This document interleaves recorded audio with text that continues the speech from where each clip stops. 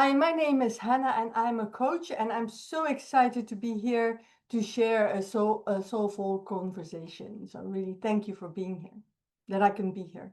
Yeah. Sunshine, good to see you again. Had to walk out to let you back in. Stuck in a storm of a relationship. Lost my fire. Oh, and I forgot about me for way too long. But it's rolled on. Now there ain't no shade around here. Won't you leave? It's Pro Sorenza with Women's Successful Living and the founder of our podcast, Soulful Self-Care Conversations. I'm so excited to be on with you guys today. So sit back, grab a cup of tea, because that's my drink of the day, or coffee if that's what you enjoy.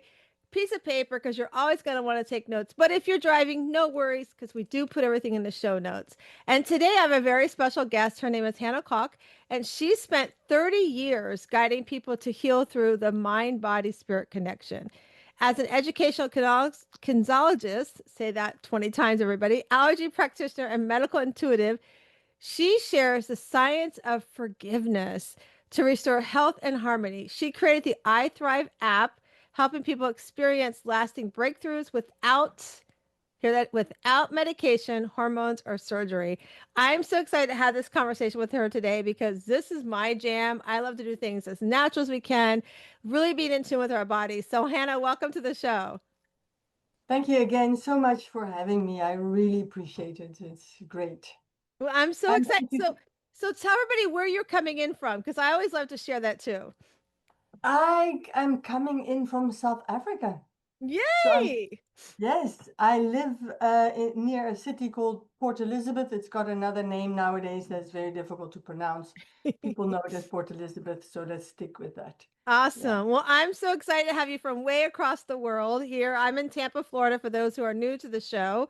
And so when I do this show, Hannah, you and I spoke before, I let everybody know I don't have questions set up. This is truly a conversation, except that I do always have one question I start the show off with. And that is, I want to talk to little Hannah. I want to get to know her. What was she like growing up? What did she want to be when she grew up to be the big Hannah today? And how does that correlate to what you are doing today? So introduce us to little Hannah. Little Hannah was number 5 out of 6 children, so it was not always easy to be noticed. That I think that's the reason why I left my family living on the other side of the world from where my family is, because I'm now not having to deal with my 5 siblings, although I love them dearly and I do have good contact with them. But I remember from grade 1, little 6-year-old going to school, looking at the teacher, thinking, I can do a better job than her. And today I'm still teaching. Basically, as a coach, I'm teaching. I am a qualified teacher, but I didn't like the traditional schooling system and I wanted to teach about life. And that is exactly what I'm doing now. I love that. I love that, the little girl. First of all, I want to go back. Number 5. Wow. And I sat there as you were saying that I could picture a little Hannah like not being noticed, like going, here I am, look at me, and I can just imagine. My mother-in-law was one of, I believe, 16. So if my family's listening, if I got it wrong, I'm so sorry.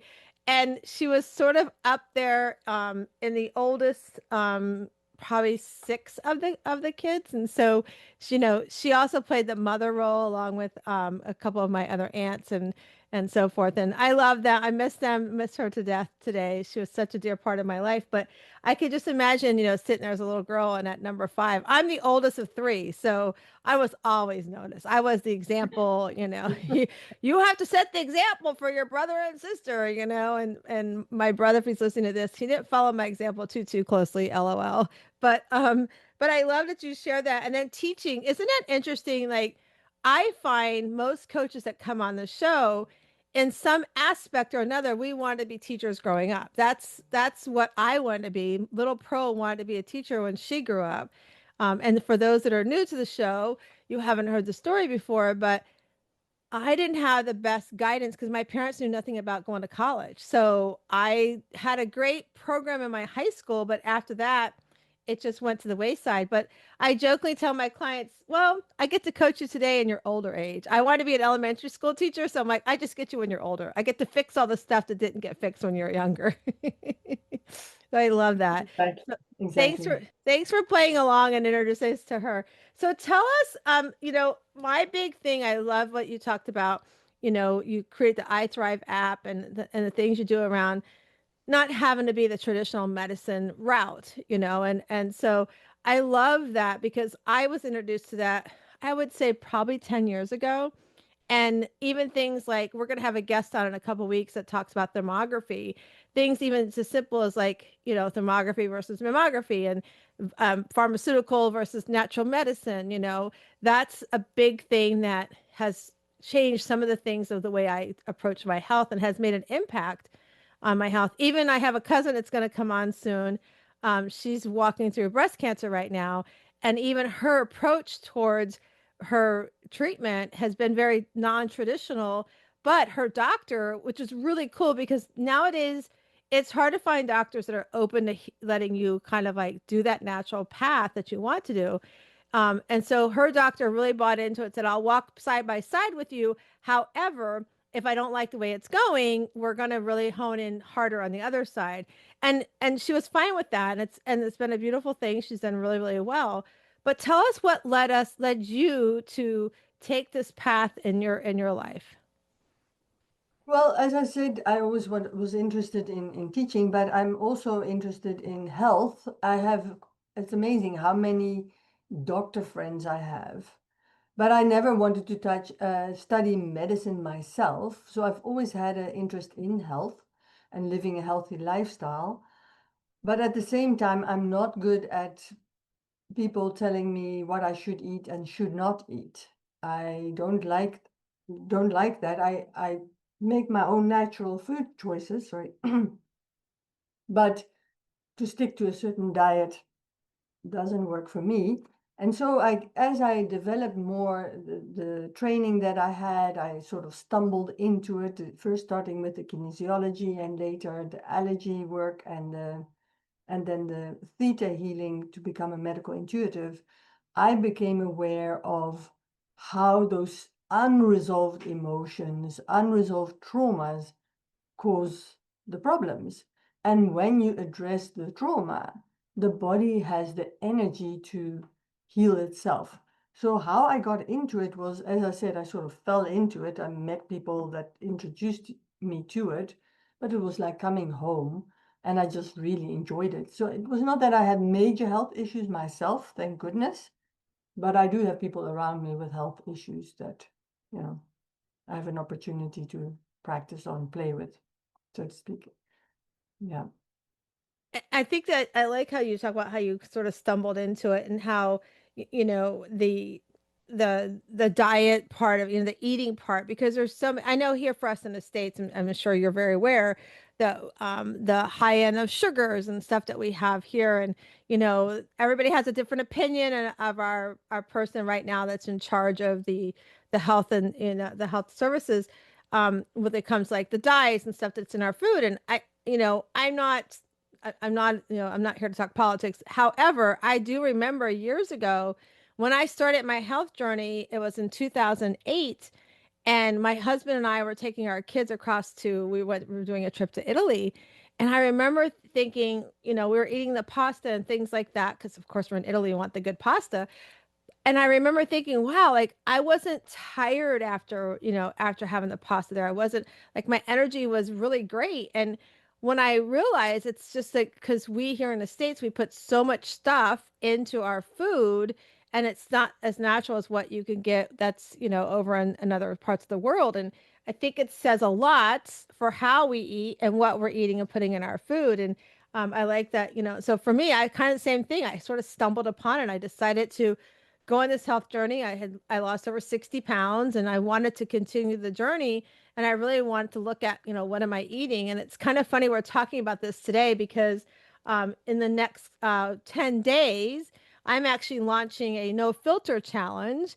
in November. So it's going to be, you get to pick what area of your life you want to stop filtering, such as like there's women who put filters on their pictures online on, on Facebook and social media. They use the filter. And I'm like, you're a beautiful person. Like, why are you putting a filter on your face? Let's see the authentic self.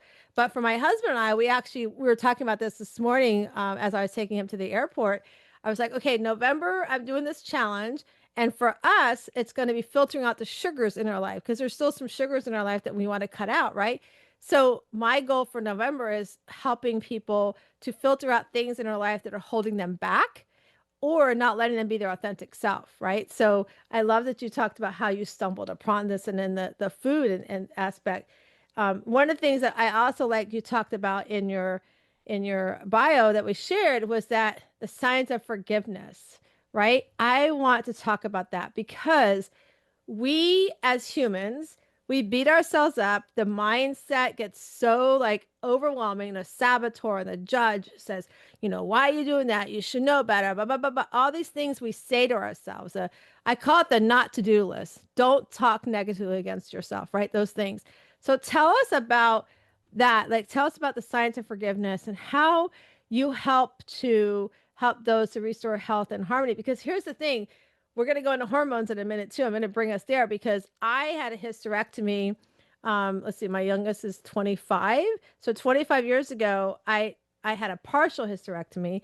And then 2 years later, almost 3 years later, I had to have a full because I still had issues with fibro tumors. But I chose to never do the hormone therapy stuff. I chose to take it as natural as I could to let my body work through the progression and not go to the medicine route to support it. And I'm not saying anybody listings, if it works for you, great, whatever you choose to do. But for me, I didn't want all that stuff. And the one time I did, which we'll get to in a minute, talk about hormones. I'll tell you about what happened the one time I did. But I want to talk about that science of forgiveness to restore health and harmony. Right, because you were talking a little bit about food, but my favorite slogan around this is health is not so much about what you eat. It's way more about what eats you. So what is going on in your life that you're wrestling with? What conflict do you have? And then you want to make peace with that conflict, whatever that is. And forgiveness plays a huge role in that, in letting it go. Now, why I like to talk about forgiveness, because I've experienced for myself that I had to forgive difficult situation in my life, and I know if I hadn't done it, it would have poisoned my life. I saw people around me how they struggled with health issues because they were struggling to forgive. But I know that forgiveness, people have a certain idea, first of all, that it's like related to a religion, that it means that you now condone the other people's behavior, that you have to let those people back into your life, that you just have to forgive and forget. It's none of that. It's none of that. It's all about just accepting what happened, accepting your own role in the whole situation, and then choosing to let it go for your sake. Forgiveness is a private affair. You never have to talk to the person that you forgive. It's about you can do it yourself. And often it is about having to forgive ourselves for bringing this situation into our lives. Now, I like to talk about the science of forgiveness because people don't realize how poisonous it is to hold a grudge in many different ways. On a physiological level, it has a huge impact because when you have when you have an emotion, a specific neuropeptide is going to start flowing through the body, linked to that emotion, and then it will link or hook onto the cell membrane. This is based on, now I, of course, cannot think of the name right now. His name will come back, but it's developed by a scientific medical doctor who figured this out. So the emotion, well, Candace Pert is one of them, and then the other one is totally elude me now. It will come back to me.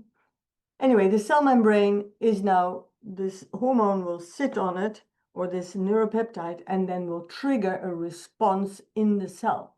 Now, if you have a stress hormone, it will trigger a stress response in the cell. So everything goes like, danger, and and work hard, and so you wear the cells out faster. So that is one thing. The cells have a shorter lifespan. Then you have that overall, the amount of energy that you have in the body for life. You maybe have 40 units of energy, or 40% of your energy goes to your daily life, and 60% is just running the body, the immune system, the repair, the restoration, the rejuvenation, the digestive system. As I said, when you're stressed, a large part of your mental space gets consumed. You know how you just, these things mill in your head and it keeps you awake, and now you don't sleep. And so you're just milling and milling, like running on a treadmill. And now your body doesn't have the energy for the 60% that it needs for running this body. And it's like having a building. You can have all the building blocks and material and repair stuff on site. If you do not have the work is not going to get done. If you don't have the energy, because you're now so consumed with this thing that you're upset about, then the body will start falling behind the repair, and then is how you will get sick in the long run. And so much you're saying, like I was taking notes over here. So much you're saying is so true about the forgiveness. It's a private affair. I want to go there for a second, because I remember, you know, I to those who are new to the show, I've talked about how I've divorced my parents, right? My parents are both narcissists. They're both gaslighters. At a young age, like in third grade, I learned to be a people pleaser, and no fault of my parents. It was the situation. My dad was at war in Vietnam. My mom, back then you got kicked off a base, so my mom didn't have support. So we'd go upstate to New York to stay with my granny, and my mom would work to try to support us. And at the same time, I was sort of became that parental person to take care of my brother and sister, as I shared earlier. I'm the oldest in the family. And so at a young age, I learned how to the people pleaser. So as I got older, whatever my parents wanted, whatever they needed, even in my adult life, that's certainly where I was falling. It's like, okay, I got to take care of them, whatever they want, I'll do, you know. And so fast forward, you talk about the forgiveness part. I'll talk about them for a second, and I'm going to go to my son. But I decided, because of their behaviors and things they were doing that was detrimental to me and my family, I chose to say, you know what, you can't be in my life anymore. And I've talked about how, when my parents divorced after 43 years of marriage, that whole turmoil, I was 40 some years old. I felt like a 7-year-old girl being pulled on a tug of war, And so my priest, Father Bill, was like, listen, we don't pick our parents. God picks our parents for us. We will always love them. And you can set boundaries around them. And so I chose to set the boundaries. I chose to lock a fence. When I would unlock it and let them come back in, the behavior started back up again. I'm like, I'm not doing this, because I would not allow it from my spouse or a friend or a partner. Why would I allow it from my parents? And people question me, well, they're your parents. You shouldn't do that. I'm like, so if I allow my husband to treat me the way my parents are treating me, would you want me to stay with my husband? They're like, well, no, of course I'm. So how is it any different? So I talk about how I've divorced my parents. I have forgiven them. And like you said, it's a private affair, and I that's where I'm at. And I had a conversation with my brother a couple of days ago. I'm like, listen, I'm also not a hypocrite. I have boundaries, and I've set strict boundaries. I don't want any conversation with them. However, when the time comes I'm no longer here, I will show up for you in whatever way you need me to, because brother, and you are my brother, I want to support you. And so for me, it was so cleansing for me, because I was no longer waking up at night going, well, what if I help them do this? Or what if I do that for them? It's like, no, stop doing for them, because it's not getting anything for you. It's giving them your energy, and they're not treating the way you deserve to be treated. And so the little Sure. girl in me wanted my parents to love me, However, the adult in me said, hey, you've learned this stuff, you coach this stuff, apply this stuff. Yeah. The thing is, what I found that this is how I work with things, and you listeners and yourself, you can decide if that works for you or not. People treat us the way we treat ourselves. So if I have a person that is not respecting my boundaries, I need to check how much am I disrespecting my own boundaries? How much am I just wiping everything that is important to me off the table to go and do things for other people? Or I just don't do it because I'm a bit scared of doing it. And then, so if I am disrespectful of me and the things that are important to me, I invite people to show me what that looks like.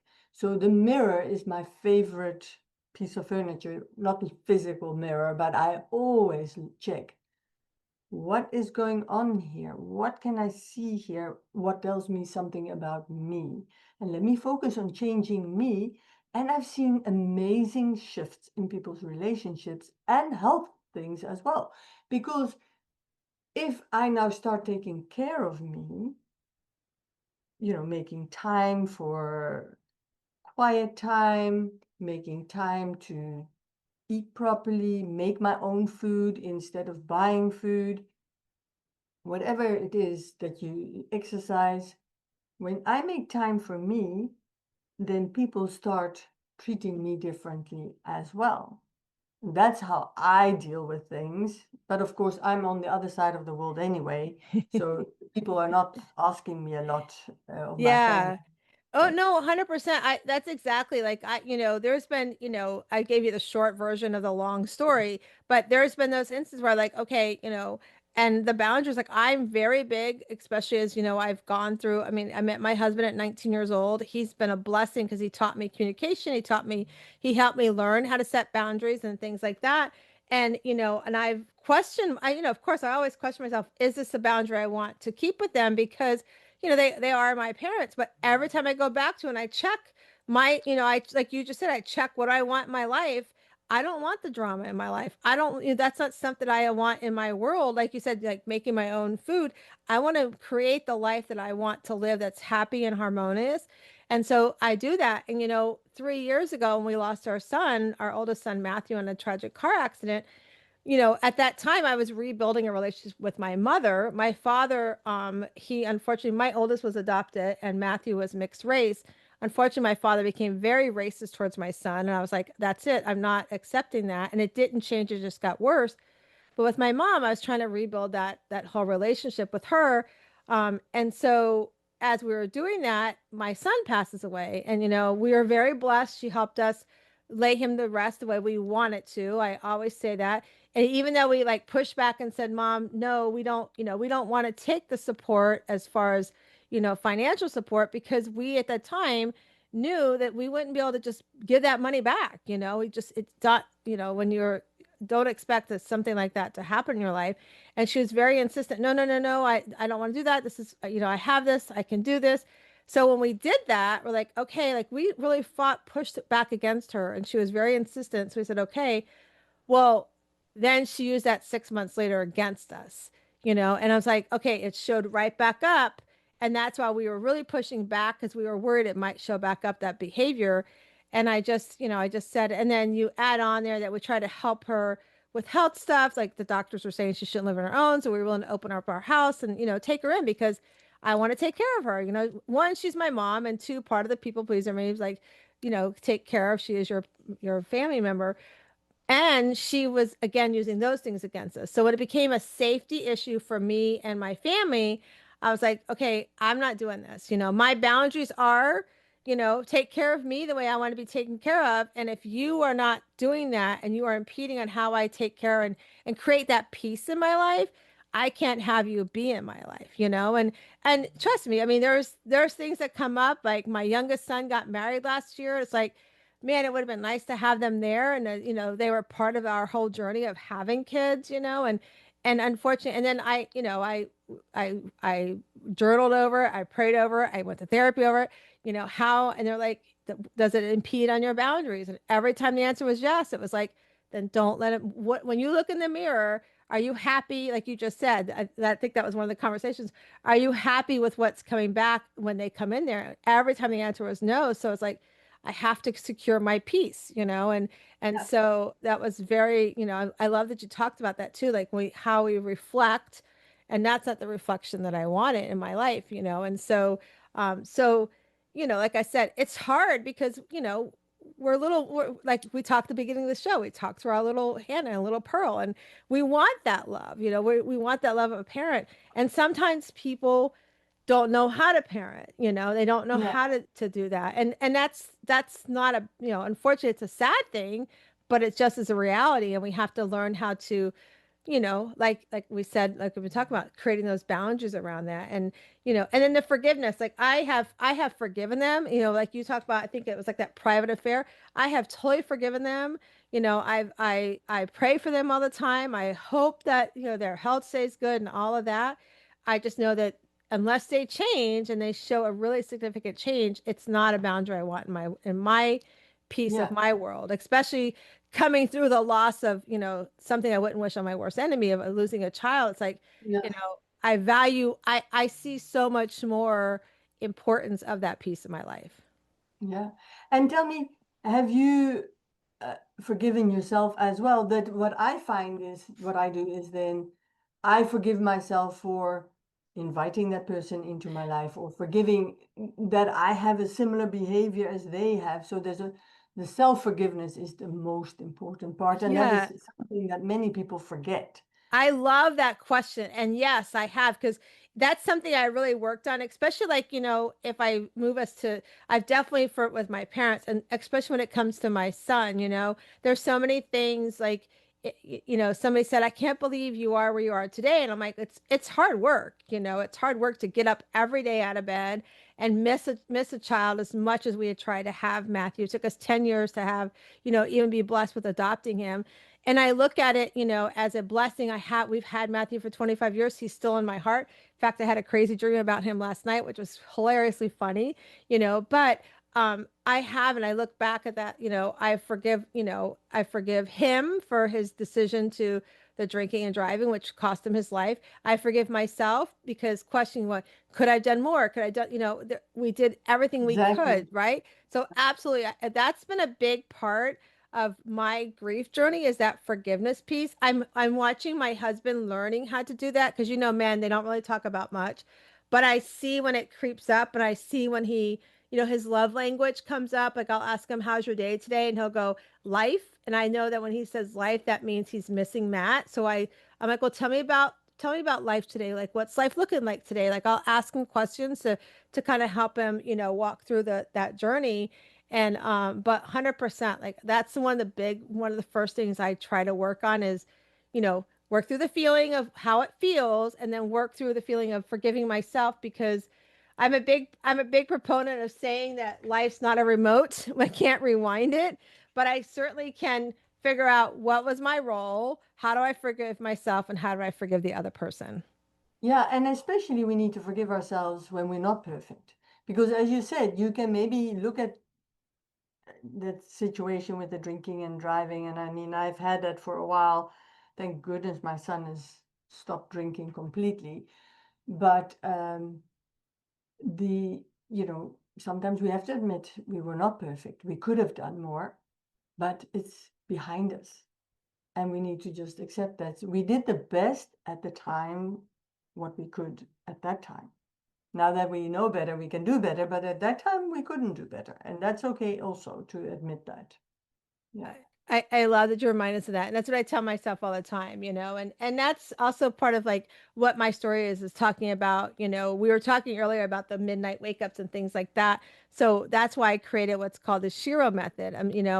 It talks about how to become stronger and setting boundaries, and learning that no is a complete sentence, and allowing our boundaries to be taken care of in a safe space. And so when we start doing that, then I talk about how our life can be happier, that we can feel less Yeah. stress, we can feel, more in tune with who we are and what we want, which then, leads us to becoming that empowered self, empowered to, do a podcast like you and I are doing today, empowered to share our Exactly. story, or empowered to tell somebody, hey, this is how you're making me feel. This is what I don't want, or this is what I will accept. And then I talk about how when we start putting those things in place, how our life is that what I call the radiant glow up. We can glow up in our life. We can start walking and doing the things that we've put on the shelf or that we want to show up differently in the world. And then really that comes back down to the original self. And that's why I always ask about the little girl and the little child, because when we come into this world, whether you believe in God, energy, spirit, whatever it is, it's already been determined what our life is going to be, but sometimes we think we got to rush it, so I'm going to go over here and do it this way,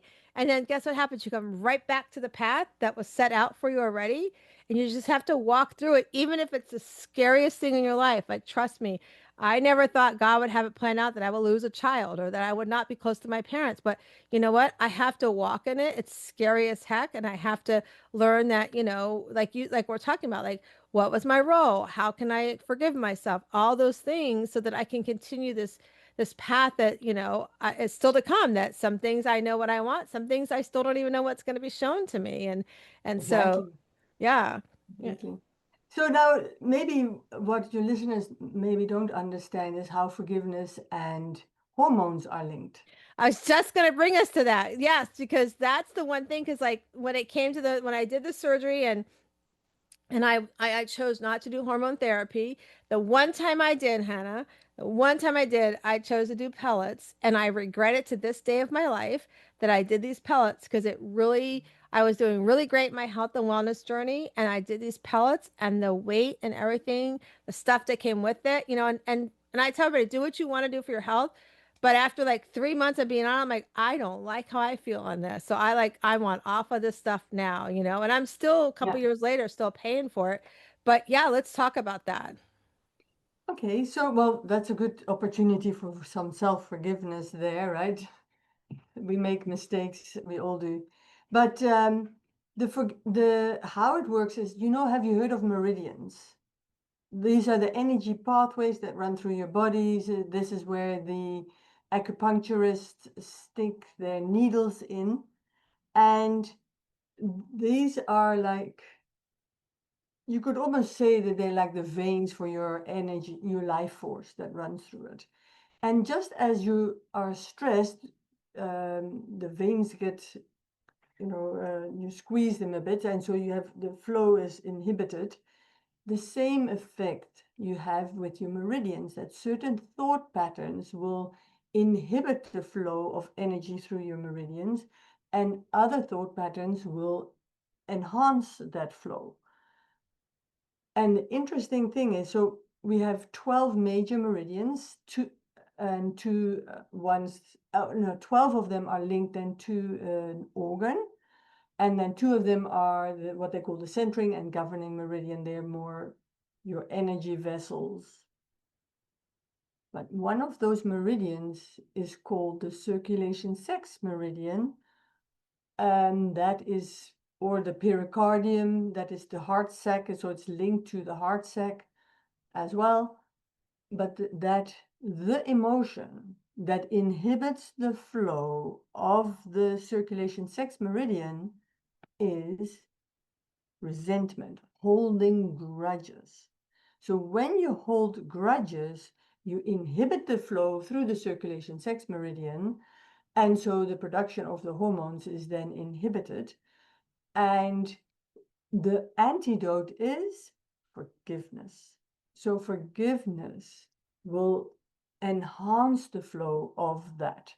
Now, another thing that happens is that, a lot of women with menopause, they go like, oh, well, I don't have the hormones anymore. Well, you don't need the amount of hormones. Well, this is my opinion.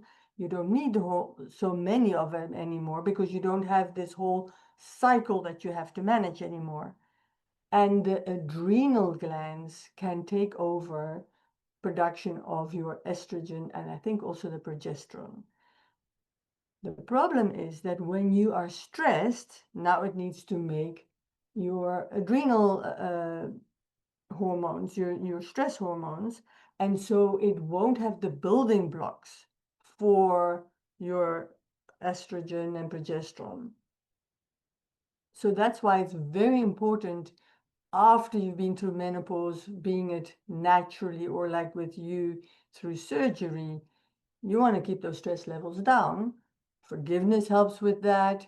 Analyzing what is going on. You mentioned it yourself, dealing with emotions, being willing to sit with the emotions, to feel those emotions, work through them instead of just pushing it down, and then you're just sitting on this bomb that is ready to explode, which is just so stressful, which makes everything worse. Uh, I'm sitting here writing notes so frantically because it so goes along with everything because I can tell you like through because I chose not to do medicines with it. I wanted to be very natural. I can tell you the times that it creeped up, like I could see in what you're saying, right? You know, like I can tell you like after I lost my son, I turned back to my eating habits and like ballooned up and the stress and everything. I can tell you that, and then like the whole circulation of sex meridian, what you're saying, like as you described, like, oh, that's why, you know, as you were walking us through it, I could picture those moments in my life where that's where it showed up. That's why it showed up because the stress level and so forth. And you know, that forgiveness. I think one of the hardest part we as women do is forgiving ourselves. You know, Yeah. we've grown up generationally where, you know, if I go back to my granny, you know, they did everything for everybody. You know, we came last, right? And then my mom was in that generation where I have to do everything, but I still have to work. So how do I do both? I can't manage both, so I'm stressed out and overwhelmed. And now for me, you know, my generation was, well, yeah, that was great. You both did that. I want more in my life and I still want to do some of what you're doing. So how do I, you know, I come more into balance of it, but not quite because then the guilt takes over, right? And so what I think what I'm watching now is like my son and his wife just got married a year ago. And I'm watching them going, no, we're not going to do on that family life till we do these things we want to do, which I think is great because they're not choosing to have kids right now and then trying to figure out how we balance it. Like they're saying, let's enjoy this time together. And then we have our season of family, you know. And so I've talked to them too about when you have that season of family, don't do what I did and wait 10 years till my oldest is a senior in high school going, oh, I have to take care of who am I again, you know? And that's why most of the women that I work with are in that season of going, wow, my kids are about to go off to college or they're about to go into high school. And I've been this mom of, you know, I've worn this armor of a mom and wife, you know, and I love to help them take that armor off and learn how to be themselves first and then put that armor on for the others. And, you know, and so I like that you took us through like it's so true, like the adrenal glands. I didn't think about that till you're like walking it. I think subconsciously I know because I'm so natural with my meds and everything like that. But, you know, and I do know stress plays a huge part of our Yeah, yeah, health. absolutely. But people don't always understand why. But Right. now, what people don't talk about is how our thinking causes the stress. Yeah. Let's go into that. Because what happens is a lot of people walk around saying to themselves, I'm not good enough, I'm unworthy of health, or unworthy of wealth, or of fulfilling relationships. And so now, what comes into your life, the only things you will become conscious of are the things in line with your belief system. There's so much out there, but you only see what matches your belief system. So, if you have a belief that you're unworthy of fulfilling relationships, you will just attract the one jerk after the other. And that's both sides, you know, for men can attract really bitchy women, or the other way around, you know, the women. And only when we change the belief can all of a sudden we like, oh, where did those guys come from? Or all of a sudden you start being attracted to a different type of person. And that's why I created the I Thrive app, because to change your belief system is hard work, because the subconscious is so much more powerful. It runs your daily life 95% of the time, but in the absorption of information, it's even way more powerful than that. And changing it with the conscious mind by saying affirmations or something is not that successful for many people. And so by recording these I thrives, they include some affirmations, but there's also a lot of releasing of your anger, your resentment, releasing certain beliefs that you have. It's all in there. And then you start perceiving life differently because your beliefs have changed. So, yeah, it's very powerful. And my gift for for the listeners is that I have that people can get the one on self-esteem, because our self-esteem is the foundation for many things, if not everything. If we feel good about ourselves, we can make informed decisions, we can say no, we can do lots of things, even if we're scared. But if we lack that self-esteem, we're going to get stuck. I'm so glad you touched on that because and in just a minute I'm going to tell everybody how I'm going to let you share everybody how they can get those freebies. I love that you're doing that for the audience. And what I like what you said is like learning, like we talk about learning to forgive ourselves, but how we talk to ourselves. That's something that I love coaching my clients on, because if we tell ourselves, I have all the money in the world in my bank account, but I only have $1 in my bank account, like you're not believing that. But if you say to yourself, I'm going to take action today that's going to bring abundance into my life, you're telling your brain, let's look for things that are good for me, and like you said, if I tell myself I attract, I'm always attracting these people that aren't good for me, you're going to continue attracting those people. But if you tell yourself, I'm going to attract the person that can uplift me, help me be positive in my life, and those kind of things, those are the things that you're going to bring in your life. I remember, I think I've shared this before on the show, where when I was going through the stuff with my mom, I remember walking up my stairs here to come to my office. I just dropped my mom off at the airport to send her home. And I was walking up thinking, oh my gosh, I'm glad that happened to me. As crazy as it sounds, I'm glad it happened to me because I know how to process it. I'm glad it didn't happen to this client of mine, because it would have sent them down a rabbit hole, right? And so because I know, the difference between the two, it's really powerful when we start stepping into changing our way of thinking, how we attract. And I love that your app can help people do that and can help walk the user through some of this stuff. I think it's powerful how we talk to ourselves. So tell everybody, Hannah, I know our time's getting short here, but tell everybody, you're on mute, honey. Okay. I know my dog is barking. I just, Oh, you're but fine. But tell everybody how they can get a hold yeah, of you, how they can yes. get download that freebie as well. Right. And then what I also want to say on top of that is I'm in the final stages of my book called Bitter or Better. It's The Choice is Yours. And when people sign up for the freebie, if the book is out already, they'll get the first 3 chapters for free, and with the app as well. So they will get both. And if not, if it's not out yet by the time they sign up, they will hear from me how to get it when the book comes out. And all they have to do is go to hannakok.com. That's all they have to do. And you can do, English people love putting an H behind my name, so I can forgive them for it. So I created um, two websites, the one with the H at the end of Hannah and one without.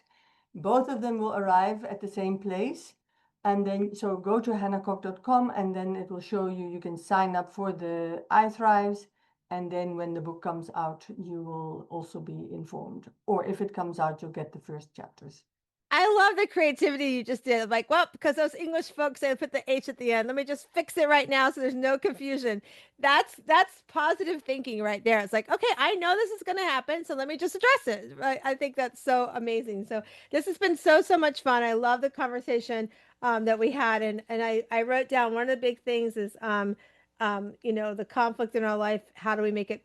It can create the peace in our life. So forgiveness is that private affair as well. So I'm so excited we touched on all of this. I can't wait for the listeners to connect with you with the freebie. We'll put everything you shared in our show notes so they'll be able to find it. But I talked to Hannah before the show and I let her know that we have our Better Questions, Better Life cards. And so I'm going to shuffle these, Hannah. You tell me when to stop and we'll answer the card that comes up. So here we go. Tell me when to stop.